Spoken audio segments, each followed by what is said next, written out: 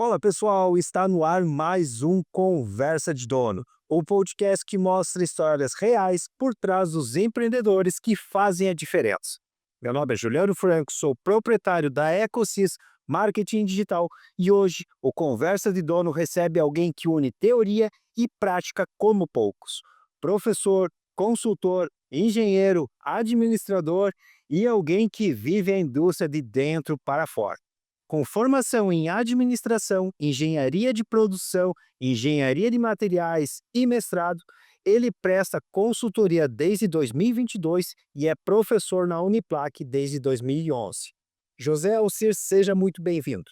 José Volpe, seja muito bem-vindo ao nosso podcast, ao nosso Conversa de Dono. Todo mundo que acompanha e já assistiu os nossos vídeos sabe que antes de eu começar a fazer as perguntas aqui, eu peço para que o nosso convidado, de uma forma mais pessoal, se apresente para quem está nos assistindo. Eu já fiz aqui um levantamento do teu currículo, né? Mas quem que é o José no dia a dia? Bom, pessoal, tudo bem? Eu sou o José Wolff, eu trabalho com educação já há 11 anos. Dou aula ali na Uniplac para os cursos de engenharia e para os cursos de administração de empresas. Sou pai da Amanda, que se formou ontem em engenheira mecânica. Sou pai da Helena, que tem 10 anos. Gosto muito, pratico muito das condições de esportes aqui de Lages, principalmente na área do vôlei. E das empresas, indústrias que eu já trabalhei também, sempre atuei nessas áreas, assim, como forma de distração e até alívio de estresse, né, também nós temos aí uma carga pesada aí, um trabalho técnico, então a gente também tem que ter essas válvulas de escape. Tua filha se formou ontem? Ontem, bacana, né, que ele é de peixinho, é filho de peixe, peixinho a gente deve ficar preocupado, mas será que eu tô no caminho certo? Agora essas meninas me seguindo meus passos aí, eu acho que alguma coisa boa devo ter plantado, né? Ah, legal. José, quando a gente olha o teu currículo ali, né, na apresentação, né, você tem uma formação bem forte, né? E tem muita vivência aí na questão da prática, né. Em que momento que você percebeu que não queria, vamos dizer assim, ficar só na teoria, na formação e ir realmente para o chão de fábrica, né, entrar para dentro da fábrica, como eu disse na sua apresentação, assim, você é um cara que conhece a indústria de dentro para fora, né. Em que momento que você deu esse passo? Isso é uma coisa interessante na minha vida e que eu sempre tive muito apoio dos meus pais.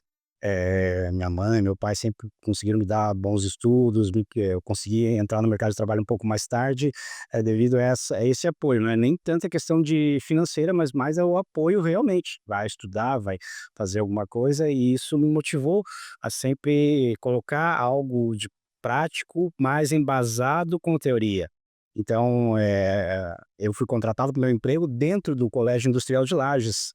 A empresa ela estava lançando uma máquina nova aqui em Lages, uma produção nova, na verdade em Correia Pinto, e eles foram dentro do colégio buscar os alunos. Nós estávamos nos formando no curso técnico em mecânica, então aí eu já comecei a linkar a parte teórica com prática. Inclusive, nós fomos os primeiros aqui na região a implantar a metodologia TPM, né, manutenção preventiva total, na Serra Catarinense.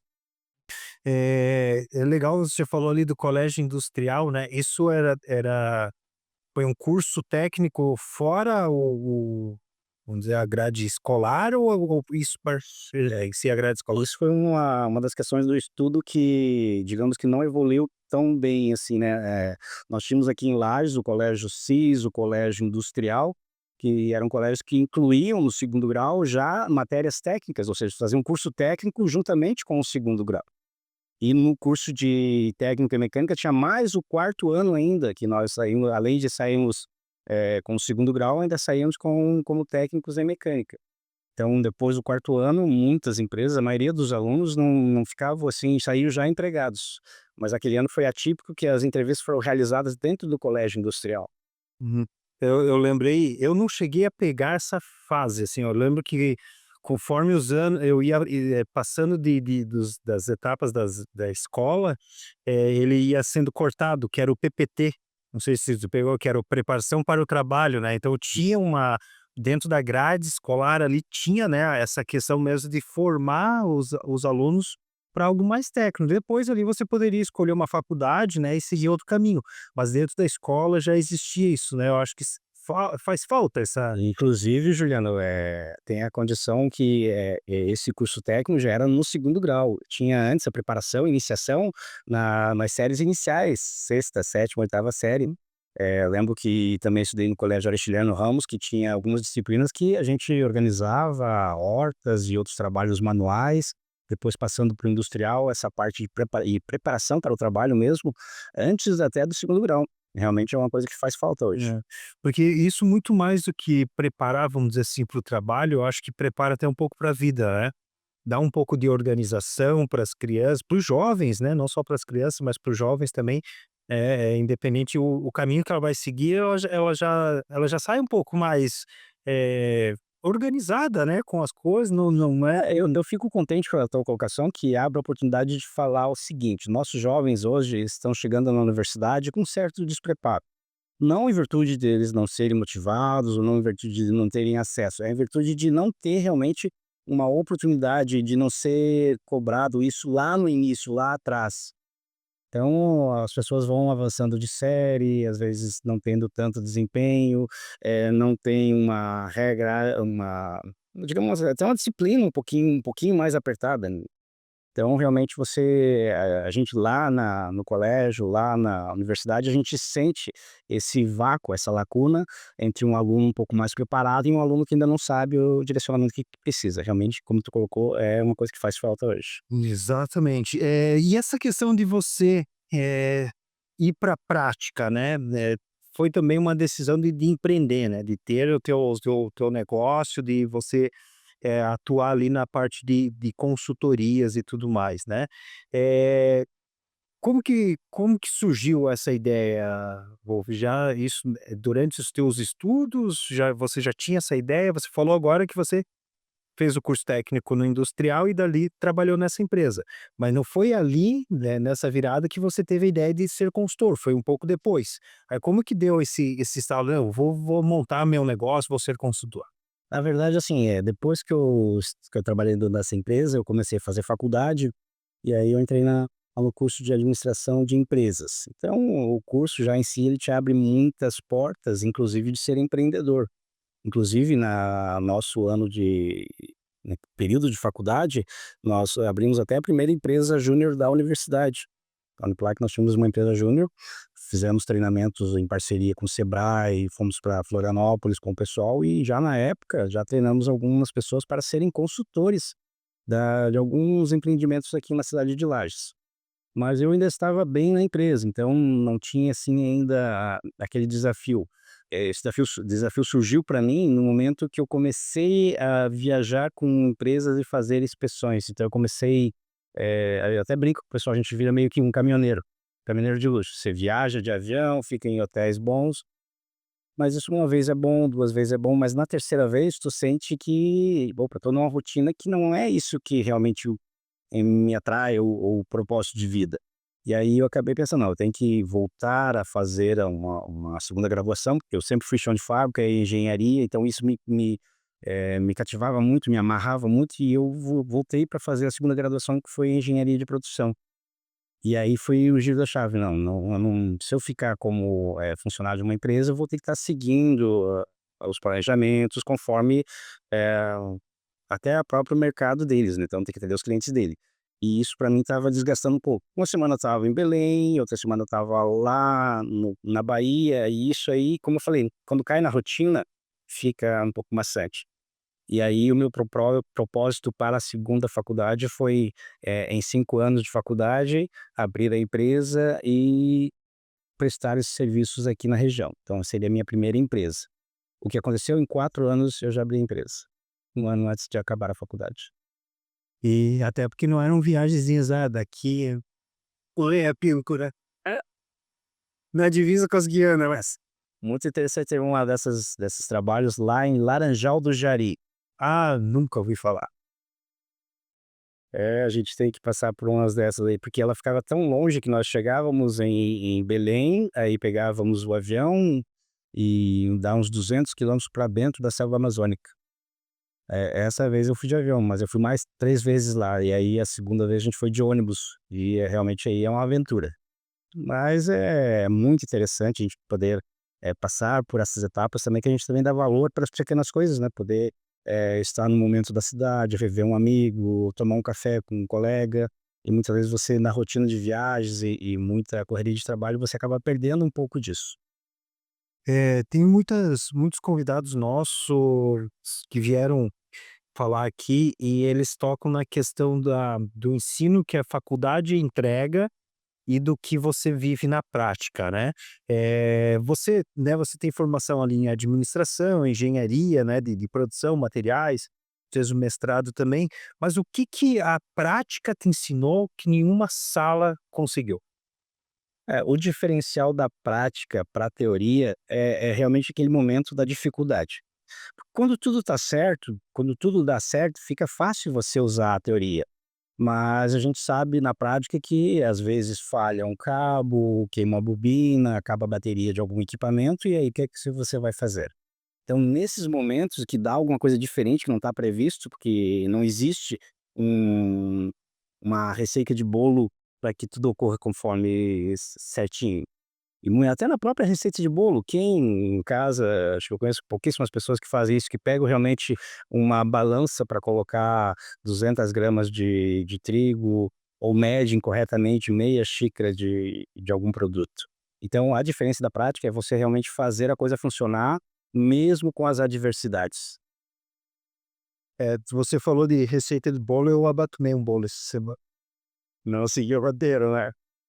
Fui fazer um bolo de cenoura lá, não segui a receita, eu vou muito no olho, né, sei, 4 ovos, um tanto de leite, um tanto de farinha, bota açúcar, bate tudo aqui. Mas eu acho que exagerei na quantidade de cenoura, ficou abatumado, morreu muito sério. Como empreendedor e consultor, qual dessas formações te deu mais ferramentas, assim, para você, poder aplicar hoje nos negócios no teu negócio, né, e também nos negócios, né, das empresas que você suporta? Sem dúvida nenhuma foi a engenharia. Você como um engenheiro, até eu falo muito para os meus alunos, né, principalmente da engenharia de produção, que vocês são, solucionadores de problemas. Então, qual empresa, qual negócio ou qual vida pessoal que não tem problemas? E quando você tem uma engenharia, você consegue analisar, fazer uma fórmula diferenciada, separar os problemas para tentar resolver. Então a engenharia ela me deu muito esse foco de poder trabalhar de uma forma mais analítica nos problemas, oferecer um serviço de uma forma mais técnica para um cliente. Às vezes você tem um problema de telhado, mas pode não ser o telhado, você tem que analisar a estrutura, tem que analisar uma série de fatores que muitas vezes não é aí entra a questão da teoria sobrepondo a prática. Então, vou te dar ferramentas para você realmente levantar os problemas, fazer uma análise de quais são realmente cada parte do problema, e aí você consegue resolver. Tem alguma ferramenta, assim, que você acredita: "Não, essa daqui é essencial", né, todo tem alguma ferramenta essencial que você acredita: "Ó, essa aqui é o básico, é o feijão com arroz, você precisa fazer", assim como, né, a gente tem no marketing, tem na parte de administração, na parte da finanças, né, no teu negócio ali, tem uma ferramenta, assim, que é essencial para Assim, a gente trabalha com várias empresas, então nessas empresas a gente já trabalhou desde a parte de implantação de softwares, implantação de sistemas de qualidade, implantação de equipamentos.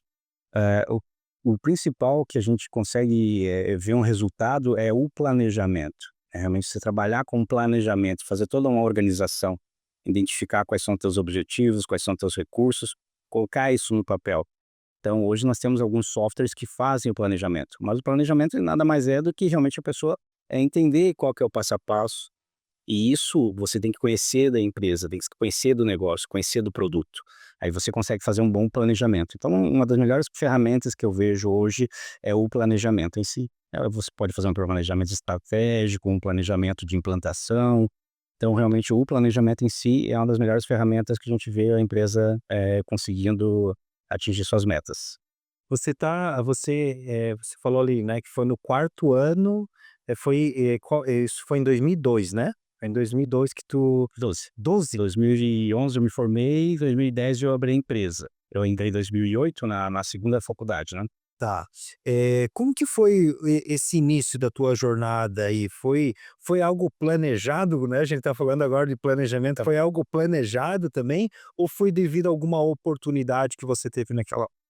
Assim, são momentos na vida que eu gosto muito de falar com os alunos também, a questão de você estar investindo, 4 anos se for uma administração, 5 anos se for uma engenharia. Então, quais são teus propósitos? Eu confesso que quando eu fiz administração de empresas, até pela idade, pelo fator às vezes de muito jovem, não tem ainda assim um planejamento. Quando eu fiz a segunda faculdade, eu realmente tinha um planejamento, eu sabia que eu queria chegar lá no 5º ano e realmente ter a minha empresa, por isso que eu consegui até antecipar. Então quando você tem um plano, você pelo menos sabe aonde você quer chegar, fica um pouco mais fácil. Carlos Gretzer deu uma palestra aqui na Uniplac, já há um bom tempo, ali pela década de 2000, ele fala o seguinte: "Se você entrar numa piscina e você não estiver vendo, não estiver com os olhos abertos, vendo onde você quer chegar, por mais que você nade bem, vai chegar um momento que você vai ficar angustiado, não, mas será que falta muito?" E se você souber e estiver vendo onde quer chegar, às vezes é só mais uma abraçada, 2, 3, você: "Ai, vou segurar mais um pouquinho", que é logo ali. Então, se você tem realmente a tua meta, o teu planejamento final, você consegue fazer um pouquinho mais de esforço. Então, realmente, quando eu fiz a minha segunda faculdade, eu tinha um planejamento de abrir a empresa. Ah, legal.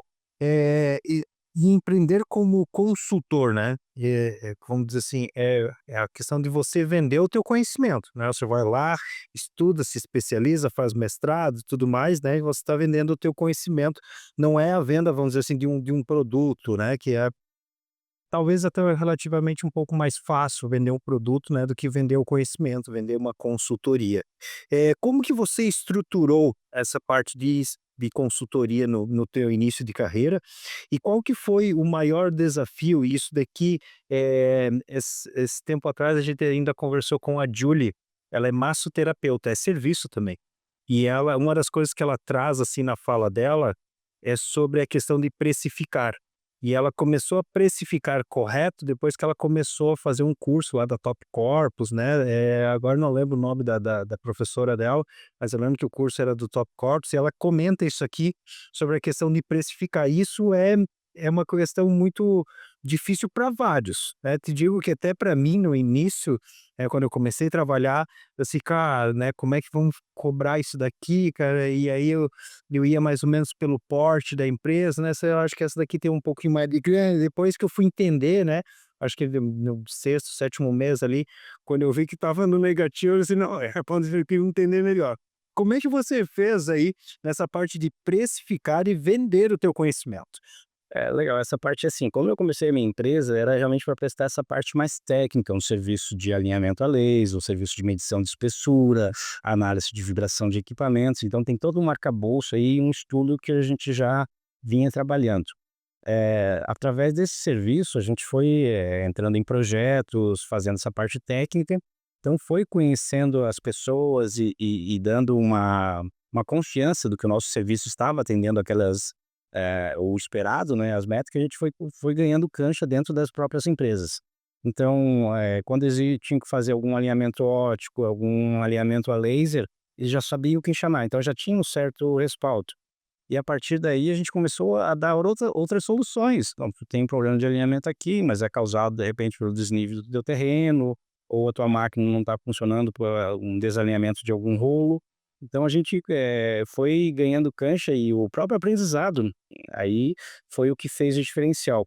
Quanto à precificação, essa área é uma área, assim, ela é bem restrita, nós não temos, assim, empresas que façam esse tipo de serviço aqui na região, tanto que o pessoal tem que, às vezes, parte a laser e alinhamentos, parte ótica, tem que trazer, empresas de outras cidades ou até mesmo outros estados. E aí a gente começou a ter esse respaldo com as empresas. Então, quando algum gerente de projeto já precisava fazer alguma execução, já lembrava: "Não, mas tem o Wolf lá que faz trabalho assim, será que ele não acompanha essa equipe?". Então a gente começou, a realmente conseguir, ganhar a confiança das pessoas através do trabalho que a gente prestava. E a precificação, como é um trabalho que, não temos aqui em Lages, o pessoal acho que não tem nem equipamentos aqui em Lages, é um trabalho que a gente conseguiu precificar, pela metodologia de mercado, que é que o mercado pratica.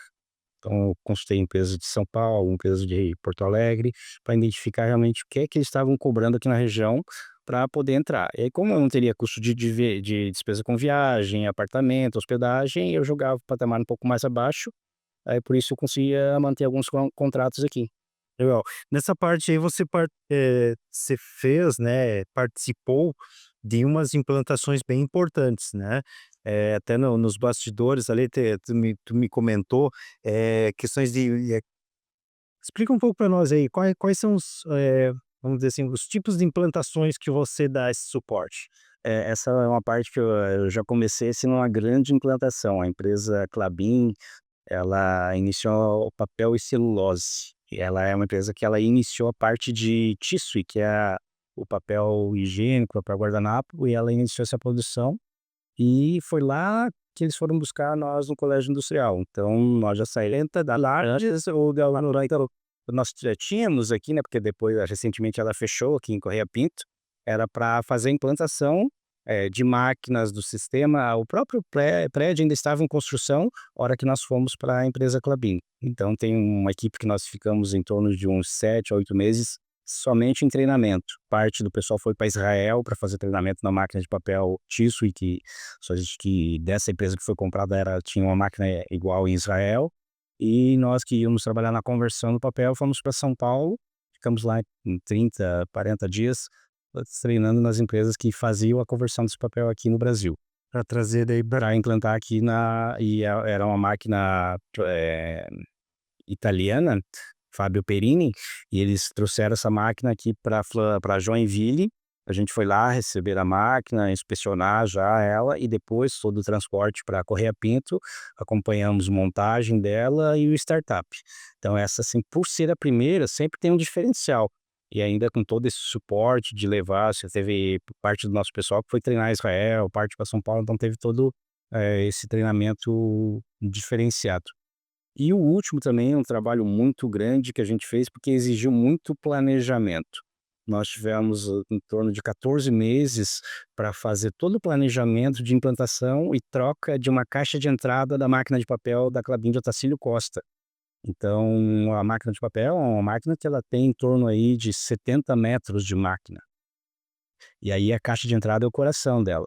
E nós teríamos somente o período da parada para fazer essa troca. São 10 dias. Então imagina, ela estava funcionando, parou, aí tivemos que fazer todo o desligamento de parte hidráulica, pneumática, entrar na parte mecânica, tirar toda a estrutura, civil, quebrar toda a parte civil. Então, imagina o planejamento que a gente teve que fazer, o tempo que a gente fez, até inclusive foi uma empresa aqui de Santa Catarina que vendeu a máquina, a Ergen, uma empresa de Rio do Sul. E então nós ficamos ali nesse período aí, de 1 ano e pouco, fazendo todo o planejamento de, tem que trazer uma linha de água até próximo onde vai ficar, mas não posso concluir porque ela tem a máquina antiga. E aí naqueles 10 dias, fazer toda a remoção e implantação da máquina nova. como se fosse um transplante. Praticamente, praticamente. O paciente entra na fila de espera ali, de repente ele, intervém, alguém falece, e a gente tem aquele período ali para fazer a troca. Tá. Esse tu acredita que foi um dos projetos mais desafiadores na tua carreira ou tem algum outro, assim, que você lembra aí? Um desafio maior que eu passei, acho que foi quando eu implantei, até acho que você vai perguntar à frente ali depois, a questão de trabalho com cordas. A minha empresa foi a primeira a trazer trabalho com alpinismo industrial, e ali a gente teve alguns desafios, até coloco assim pela parte mais da emoção, que quando você está pendurado por uma corda, você não pensa em mais nada na vida, é só seu nó tá bem apertado. O cara, eu lembrei agora, o pessoal tá pintando o prédio ali, cara, e os cara desce naquele rapel, e eu quando era mais jovem eu fazia rapel, mas eu ia nos morros. Eu nessa época eu morava lá em Balneário Camboriú, daí nós subia o Pico da Teta, o Pico da Pedra, ia lá pra Praia Brava, tem umas guias muito legais lá. Mas era mais, né, subindo morro, subindo pedra, né, Pingão, uma vez eu me enfiei numa cachopa de abelha lá, e era mais nesse sentido. Eu acho que na parte profissional, eu lembro que um dos meus colegas ali que fazia rapel junto comigo, o Robson, ele já trabalhava em manutenção predial lá em Balneário, até por isso que ele brincava com nós ali, né, porque ele levava o negócio muito mais a sério, assim, né. E eu lembro você comentou agora, eu lembrei do pessoal aqui do prédio, cara, eles ficam amarrado aquele negócio por 2, 3 latas de concreto lá e desce, né. Ali experiencial, ali o pessoal também ali é muita emoção. O trabalho que eu presto, assim, até é legal, assim, você falou a questão de, rapel esportivo que tu fez, né. Eu nunca desci 1 metro de rapel esportivo. Não, nunca desci 1 metro. Nem escalado ou nada? Nada, somente industrial. Então é uma outra pegada. Nós tivemos treinamento, em Navegantes, lá no Rio Grande também com o pessoal lá com o Elton Saldanha, que não, desculpa, Elton, não vou lembrar o nome dele agora, ele era dono da Stoniente, que é uma empresa que é uma das pioneiras na questão de rapel industrial. Então pra ter ideia, só a parte de fixação, eu tenho que ter a ART do ponto de fixação. É muito diferente de amarrar uma lata. Aí são 2 cordas no mínimo que eu tenho que ter, eu tenho que ter a corda principal e a de backup. Então, tem todo um treinamento, um diferencial para você fazer o alpinismo industrial. E na parte do industrial ali tem um anjo também, tem um guia, porque quando a gente faz o rapel, né, nas montanhas, nas pedras, se der uma zica minha lá e eu umas travas, eu vou ir cair, eu vou cair no, tipo, é da do pino, né, o que tu subiu vezes 2, né, porque o que tu subiu vai cair pra baixo ali, né. Mas daí tem aí uma pessoa aqui atrás que dá uma sustentação ou tenta te puxar pra dar uma queda menor. Na industrial tem essa parte, tá. Pra tu ter ideia, Juliano, esse equipamento ele é proibido no industrial, porque se caiu o equipamento, não. O equipamento que a gente usa não, você pode cair, na verdade, o equipamento que a gente usa isso é chamado de, tem alguns modelos diferenciados, mas ele é autotravante, ele não permite a descida. Se você desmaiar, você vai ficar travado no lugar. Inclusive porque você tem na corda no backup e tu tem o próprio uma trava no backup, então você não tem dois sistemas independentes que se te der algum problema, tu vai ficar travado, seja na corda principal ou na corda que serve de suporte. E nesse caso, também é proibido fazer, alpinismo sozinho, né, você tem que ser no mínimo uma dupla. E outra parte do treinamento é o resgate, então sempre que eu entrar em um rapel, eu tenho que ter um companheiro que eu também vou ter que saber fazer o resgate e ele também tem que saber fazer resgate. Isso tudo engloba bastante custos também, né, de equipamentos. Eu lembro que na época ali eu tinha uns Elo 8 lá, uma cadeirinha e aquela sapatilha, tinha um monte de coisa, né. E assim, os meus equipamentos eram mais simples, né, até porque era algo mesmo de final de semana, né, algum feriadão, algo nesse sentido, assim. No teu negócio você tem um investimento, assim como o teu cliente também tem um investimento, né. Como é que você lida nessa questão da parte de investimento versus resultado com a tua consultoria junto com teus clientes? Bom, hoje na consultoria tem um investimento um pouco menor, quando é a parte técnica, quando eu trabalhei com a parte de análise de vibração, alinhamento a laser, era o investimento mais pesado, porque os equipamentos que eu trabalhava ali, por exemplo, um medidor de espessura, ele custa na faixa de R$ 25.000, um medidor de espessura. O analisador de vibração na faixa de R$ 100.000. Então, claro que tem um preço diferente também a hora que você faz o trabalho técnico, né. No alpinismo nós tínhamos um problema, porque os melhores equipamentos eram e são ainda, né, temos alguns brasileiros, mas em geral, equipamentos importados, então tem um preço alto também para a gente poder colocar esses equipamentos.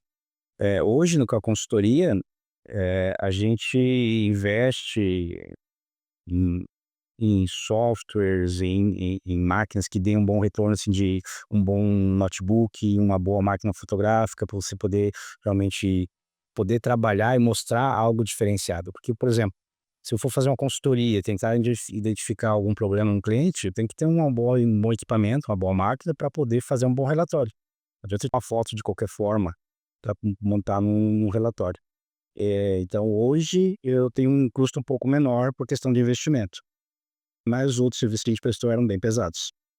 Eu lembrei até de uma live, a gente foi fazer uma live no YouTube para um parceiro que nos contratou lá, e aí eu abri o porta-malas junto nessa ali quem me auxiliou nessa live foi o Luan, que era o filmmaker que estava junto comigo, a gente abriu o porta-mala, olhamos assim, cara, tem mais de 50.000 de equipamentos.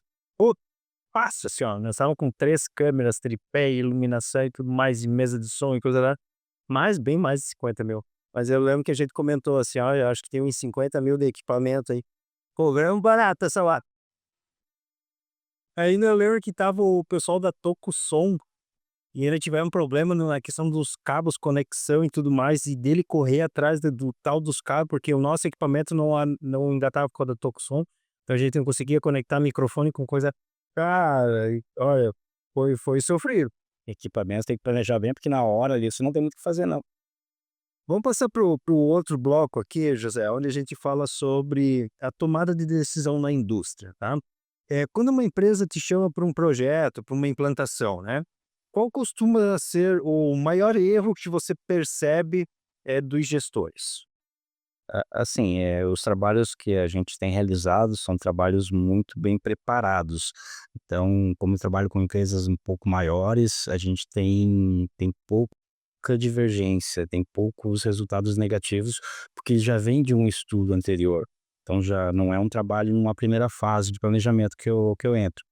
Então quando a gente inicia o trabalho, principalmente com empresas maiores, por exemplo, a Klabin, que é um dos principais clientes que eu trabalho hoje, ele já tem esse estudo feito, já tem as pessoas colocadas, então a gente dá sequência no que eles já fizeram de planejamento.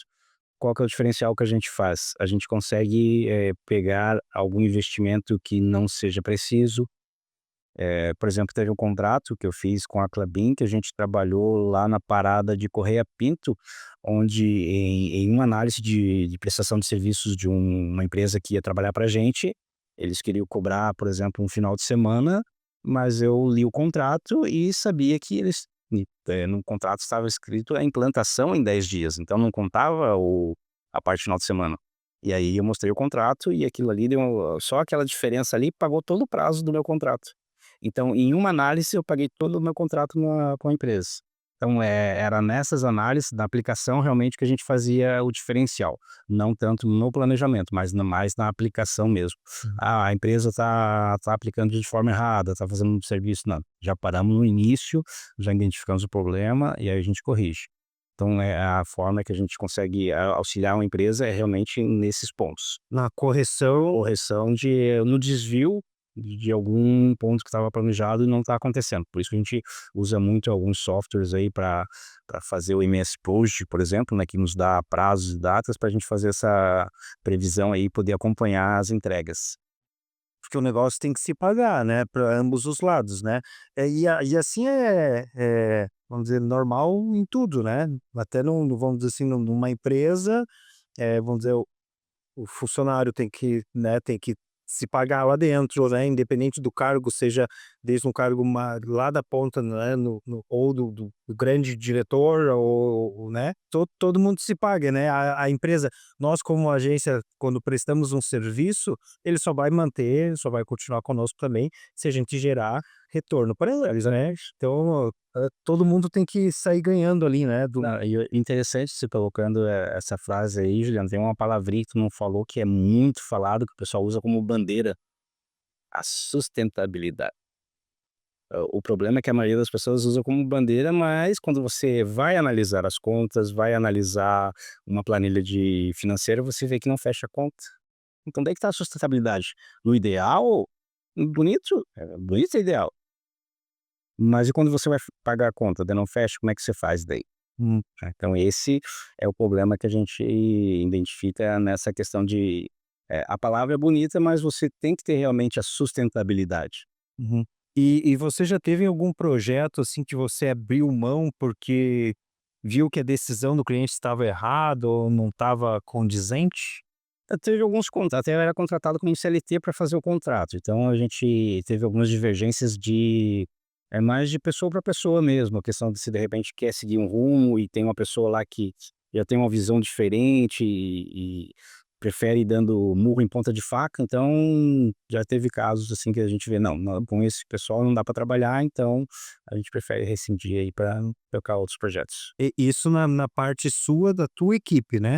E na parte do teu cliente, já teve algum cliente que falou: "Não, cara, esse cara aqui eu não vou atender porque não vai dar certo", ou não, teve também alguma situação? É, como eu falei, né, como a gente trabalha mais com empresas mais já estruturadas, né, já bem conhecidas, a gente nunca chegou, assim, a ter algum problema nesse sentido, assim. Talvez lá no início, quando estava trabalhando mais com a parte técnica, alguma empresa lá de Itajaí até já fechou, a gente teve alguns problemas nesse sentido. Mas agora com a parte de consultoria, a gente tem tocado todos os projetos até o final. E essa transição para consultor, né, isso, vamos dizer assim, é uma carreira, uma profissão, né, de que muitos empreendedores buscam hoje, né, em atuar como consultores. Eu até essa semana, fiz uma visita, fui entregar uma proposta, 2 rapazes, gente fina pra caramba, acredito que a gente vai fechar o projeto com eles, e eles têm uma empresa de nossa, me fugiu o nome, é tipo um fertilizante natural, vamos dizer assim, né. E eles estão agora querendo entrar para a parte de consultorias também, porque hoje eles têm a empresa, eles fabricam os fertilizantes, mas eles podem dar consultoria, né, porque eles têm também, competência técnica, eles possuem mestrados, até na conversa ali eu estava falando para eles, em a gente até criar um marketing, gerar autoridade deles, né, porque uma coisa é você vender lá o produto, o fertilizante, outra coisa é você vender a imagem do cara que fez aquele fertilizante, né, com todo um conhecimento e tudo mais. E você, né, então tem vamos dizer assim, uma profissão, uma posição no mercado que muitos procuram, né. Como que foi inicialmente na parte, vamos dividir assim, na parte financeira para você entrar como consultor? Porque você não entra no mercado já com a BIM né, com a BIM aqui, né, outra assim, ali, como é que a coisa tem essa demora. Como é que você fez para construir essa tua reputação?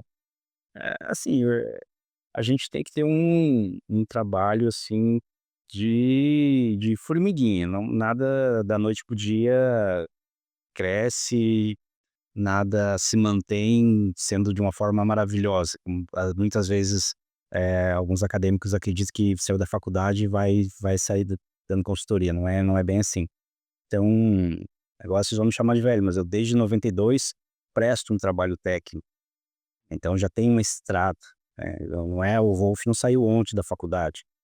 Então, pelo próprio histórico da gente, as pessoas conversando com a gente, então e como tu falou, muitas vezes não é a gente que vai até o cliente, principalmente nessa área de consultoria.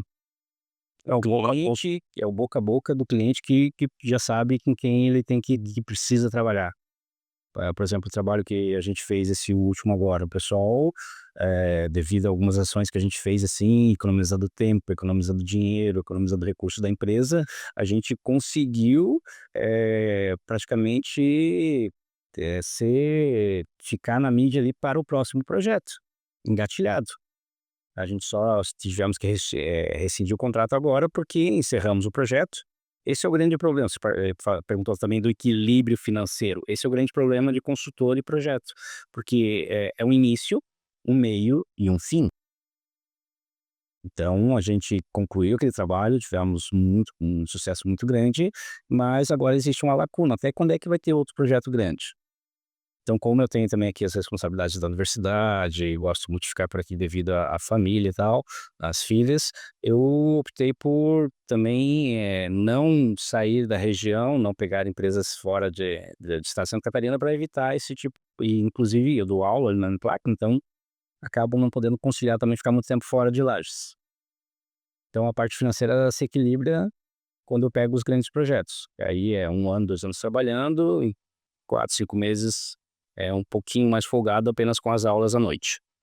E, só para concluir a resposta, como é que você vira consultor? Você não vira consultor, as empresas te buscam como consultor. Eu lembrei dessa questão do início de carreira ali de um convidado nosso que foi o Celso.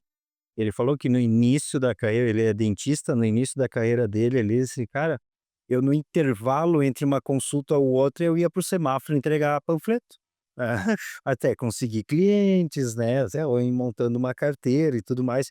E aí você trazendo essa questão do projeto também, semana passada eu estava, na casa do meu cunhado e ele trabalha com obras, né, ele trabalha com uma empresa de steel frame, essas construções a seco, então ele disse assim: "Cara, ainda bem, mas isso aqui foi para fechar o ano".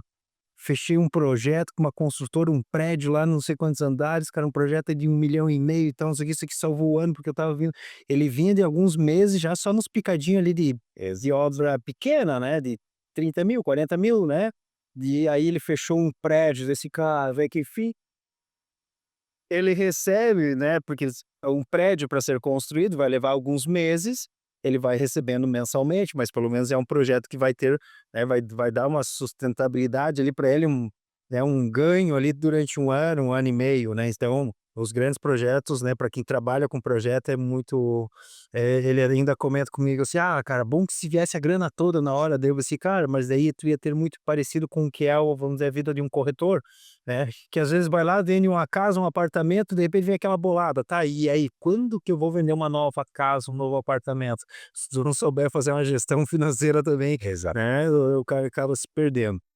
José, vamos passar, para o bloco de empreender, tá, só que antes da gente iniciar com as perguntas aqui, nós vamos para o intervalinho, então segura aí, tá, que a gente já volta. No Conversa de Dono, a gente fala de histórias com decisões corajosas, caminhos construídos com propósito. E é exatamente isso que o Cicobi Cred Serrana representa. Mais de uma cooperativa financeira, o Cicobi Cred Serrana caminha junto com pessoas, negócios e sonhos, oferecendo soluções que fortalecem o presente e ajudam a planejar o futuro. Aqui, cada associado é parte de crescimento, cada projeto é valorizado e cada conquista é construída de forma coletiva. Porque quando o cooperativismo é levado a sério, o resultado vai além dos números. Para desenvolvimento, confiança e impacto positivo na comunidade, conte com o Cicobi Credserra. Estamos de volta ao Conversa de Dono. Hoje estou aqui com o José Wolff, ele que é consultor, professor também na Uniplac. O que mais? Consultor? Professor, administrador e administrador. Isso. José, vamos seguir então aqui com as nossas perguntas. Vamos para a parte aqui que eu coloquei como bloco do empreender. Na prática, qual que é a maior diferença entre ser um dono da operação, né, ou atuar como consultor nas empresas? Essa aí é uma pergunta bem interessante, porque a passagem de empreendedor, onde você tem equipe, tem toda uma gestão, ela é bem diferente da parte de consultor, onde você tem um pouco mais de liberdade, e acho que por isso as pessoas buscam essa questão de ser consultor. Acho que o grande diferencial é isso, quando você é empreendedor, você trabalha muito na questão de equipe, de formato equipe, de ter um algo mais. E quando você é consultor, você é a tua equipe, você tem que estar preparado, você vai trabalhar com o teu cliente, vai trabalhar com equipes do teu cliente, mas não é a tua equipe, e é um pouco diferenciado isso. Então eu vejo dessa forma. Mas como eu SA, né, o consultor é o eu SA, né, eu acho que seria um termo que a gente poderia trazer aí. Exatamente. Você é professor na Uniplac, né, até nós nos conhecemos lá, o convite veio de lá, né, eu e o professor Wolff, a gente se cruzou em algumas bancas desse nossa, foi pesado nessas bancas. Por isso que eu falei ali no início, a certa dificuldade que a gente tem também numa instituição de ensino superior com a questão da qualidade dos alunos, né. Não, mas a gente teve que tomar algumas decisões ali, porque, isso vai interferir também no mercado e no futuro deles também, né, a gente Eu acredito que também tem um lado positivo, um aluno que às vezes recebe um não em algum momento, ele vai parar para pensar: "Opa, mas não é bem assim, não é qualquer coisa que passa, não é qualquer coisa que agrada, não é qualquer coisa que está certo". Então ele vai ter uma oportunidade de rever aonde ele errou, uma oportunidade de analisar o que que pode fazer melhor. eu brinco muito que eu sou professor pandêmico, eu nasci professor na pandemia, apesar da minha casa, a minha mãe é professora, a minha mãe me deu aula quando eu era pequenininho, minha mãe é professora de vida, né, a minha irmã é professora no unificado, né, Em alguns momentos eu lembro quando eu ainda morava em Balneário, eu acabei até substituindo elas em algumas aulas, aí minha mãe falou: "Ó, tu precisa ir lá me substituir", claro que eu já era grande, né, ia lá até substituir ela, mas eu era um pouco o filho negro, assim, né, o padezinho a ovelha negra da família, o único que não foi professor e tal. E aí, um pouco do que tu falou ali, que o mercado te chama para consultor, eu acho que o mercado me levou para professor, que daí, devido a alguns trabalhos, principalmente na parte de voluntariado, aí eu fui chamado para dar palestra, e de repente viram minhas palestras, assim: "Pá, Juliana, o que que tu acha da sala de aula?" Daí eu fui para a sala de aula, né, então hoje eu tenho também, além da Uniplac, o Senac também, né, e uma coisa vai ligando a outra, né. Show. Você tá desde 2011, né? Ali na Uniplac, sim. Como é que é levar cara, eu gosto muito, assim, tanto que as minhas aulas e os alunos, se tiver algum aluno assistindo aqui, eles vão ver que isso é verdade. Eu não faço, na nossa época, aquela prova, né, eu não sei se você aplica a prova independente se faz, eu não tô querendo questionar se é certo ou errado, mas eu não faço a prova, eu gosto de trabalhar muito mão na massa, né. Até porque a minha matéria, que é marketing digital, me força a ter isso, né, eu preciso que os alunos experimentem as plataformas, utilizem os celulares, os computadores e tudo mais, né. Como que para você é levar, né, casos reais do teu cotidiano, para dentro da sala de aula, e o quanto os alunos também te ensinam, né, muito da sala de aula, eu acredito que você leva também para dentro das empresas em que você atua. Como é que é essa troca aí, pô? Essa é uma questão que, dá um certo orgulho para nós professores, que é realmente poder sair um pouco do quadro, sair um pouco do livro e levar o aluno para dentro de uma fábrica, para dentro de um laboratório, para frente de um software, para que ele realmente sinta o que é que vai fazer, como que funciona. Então tem algumas disciplinas que eu trabalho, por exemplo, o processo produtivo. Poderia ficar mostrando como se faz um procedimento, mostrando como se faz uma receita, como se faz um orçamento para equipamentos, como seleciona equipamentos, mas eu faço uma prática e a gente acaba produzindo, cerveja artesanal, ou seja, o aluno ele vai ter toda o processo produtivo, ele vai ter toda a questão de montar o processo, como que se faz a cerveja, questão de tempos, rampas de temperatura, controles. Inclusive, a gente fez, uma das etapas onde os alunos fizeram o controle da temperatura através de software pela internet. E no final dessa aula sai a cerveja, eles tomam a cerveja? Eu acho que tu pode adicionar a minha matéria de marketing e saber, opa, a sua inscrição, criar o rótulo da cerveja, né, mas mais na parte da degustação pode me incluir também.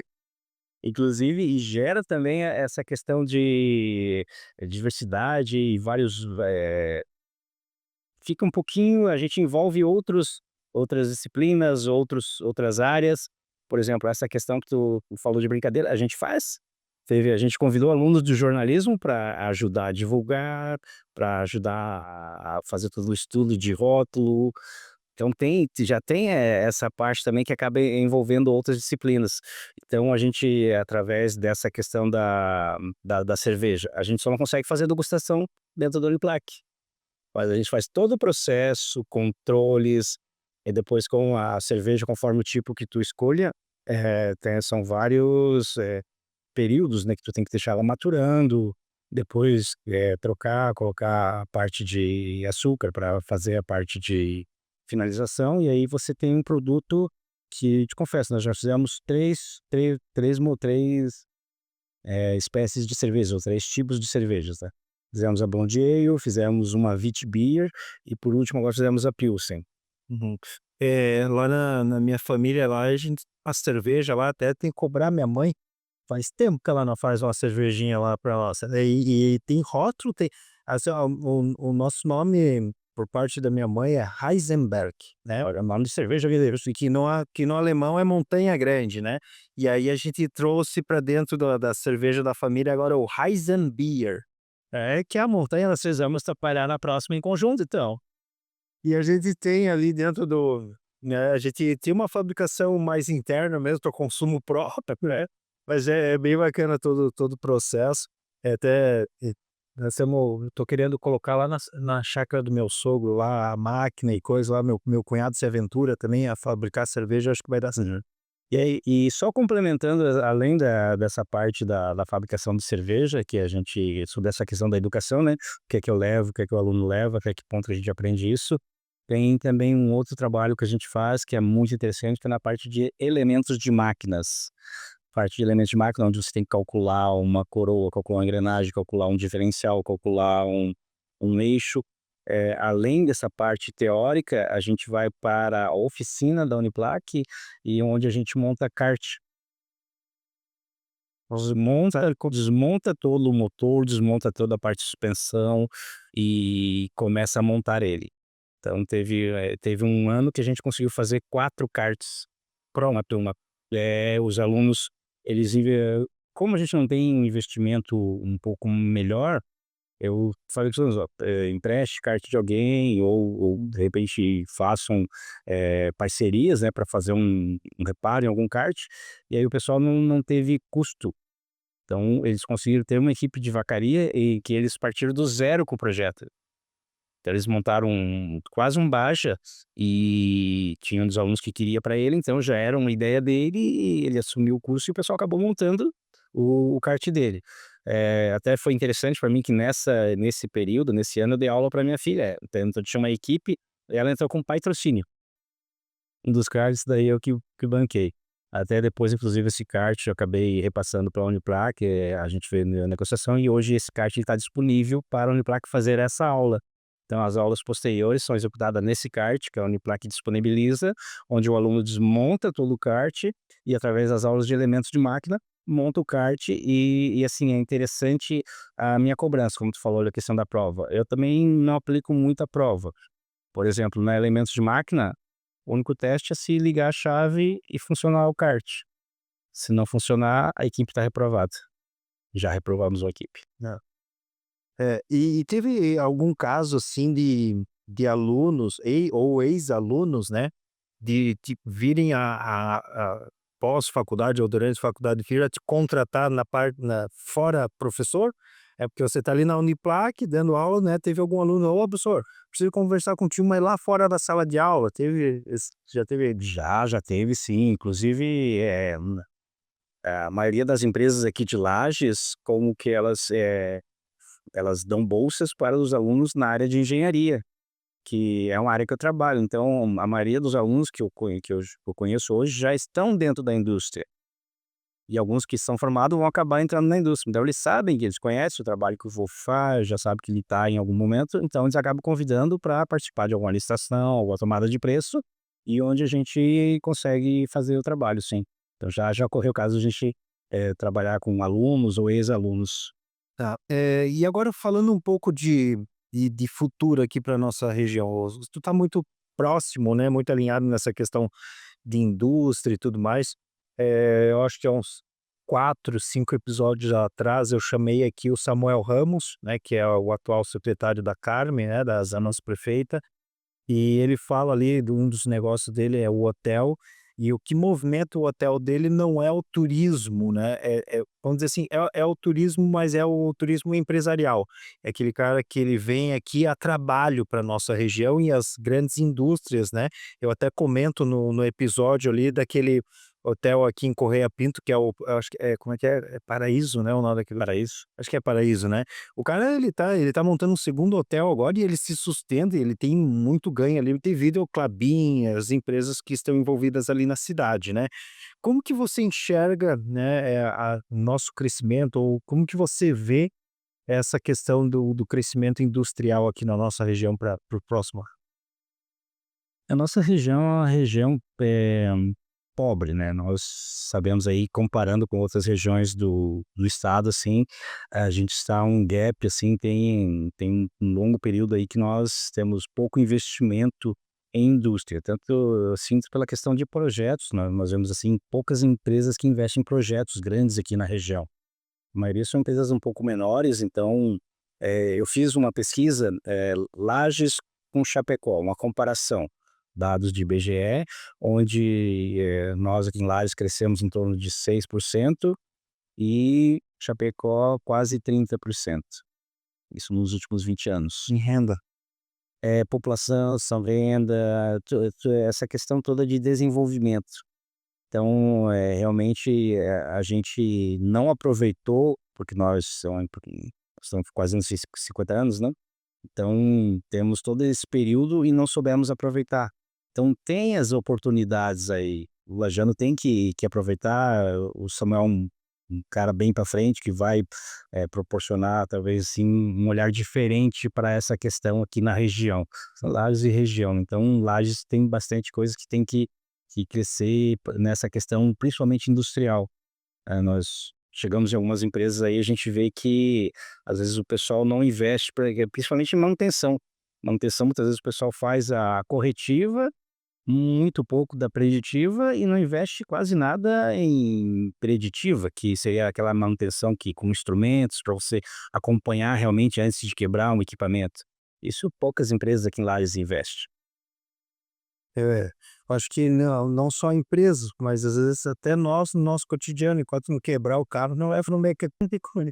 Eh, e pensando assim naquele cara que quer entrar agora nesse ramo, atuar, né, na parte com engenharia, na parte de consultoria, qual o conselho que você daria para essas pessoas que estão querendo entrar agora no mercado? Pare. Não, brincando. Realmente, a questão de consultoria na parte de engenharia é um desafio muito grande, é um desafio que, pessoalmente me traz muita satisfação. Então quem gosta dessa área, eu tenho colegas lá, professores lá que já dão consultoria, eu tenho vários alunos que têm esse perfil de consultores, eu tenho alunos que estão trabalhando como professores da FGV, ex-alunos, ex-alunos que estão trabalhando no Chile, trabalhando com consultoria. Então, o conselho que eu dou é sempre estar sentado de um lado aprendendo para poder ensinar do outro. Como tu falou, eu terminei mestrado faz 2 anos, já estou pensando no meu doutorado. Então, para você que quer fazer essa parte de consultor, quer virar a chave, busque sempre um diferencial, principalmente hoje, né, Juliano, que você tem a IA. A IA hoje não é uma inimiga nossa. Você não pode levar: "Ah, vai tomar meu emprego". Não, ela está aqui para nos ajudar.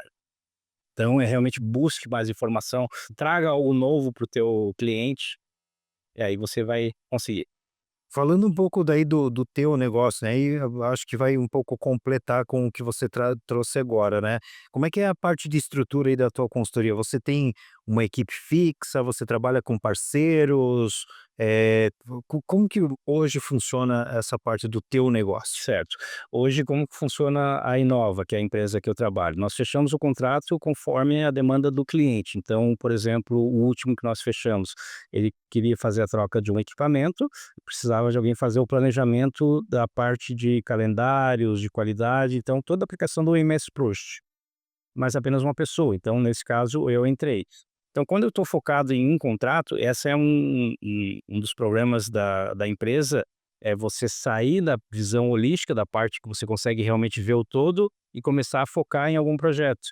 Então, na minha empresa, a gente tem esse problema de não ter outros negócios ou outras correntes para poder colocar mais pessoas.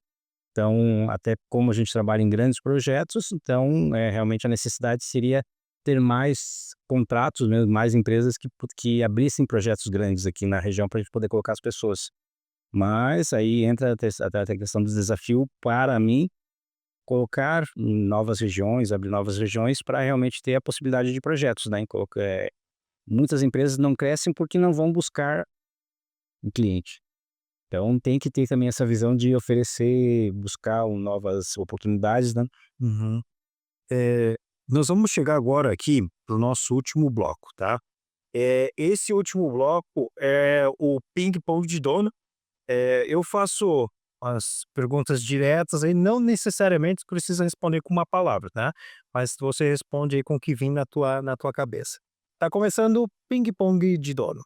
José, uma palavra que define a sua trajetória. Luta, O maior desafio de ser consultor. tempo, Professor ou empresário? professor, O melhor investimento que você já fez na carreira. mestrado, Um hábito que te mantém focado. voleibol, Para você, sucesso é? dormir bem, Pessoal, chegamos ao final do nosso Conversa de Dono. Muito obrigado, José. Você tem um minuto aí, uma palavra, uma consideração é sua. Bom, agradeço pelo convite, a oportunidade. Para mim é um prazer estar aqui no podcast e realmente o desafio maior e desejo sucesso para vocês aí que tenham um grande crescimento aí, bons vários episódios aí. Deixa um abraço aí pro pessoal que vai assistir a gente aí. Bacana. Pessoal, você que chegou até aqui, não esquece de seguir o nosso canal. Já compartilha também essa história aí para amigos, familiares que possam se inspirar na história de José Wolff. E nos vemos aí no nosso próximo episódio. Valeu! Abraço, gente.